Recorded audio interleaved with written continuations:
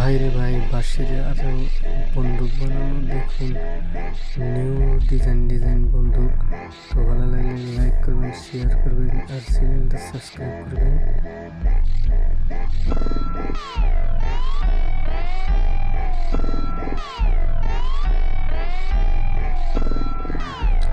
নিশানা দেখুন, একদম নিশানা ঠিক মতো লাগবে।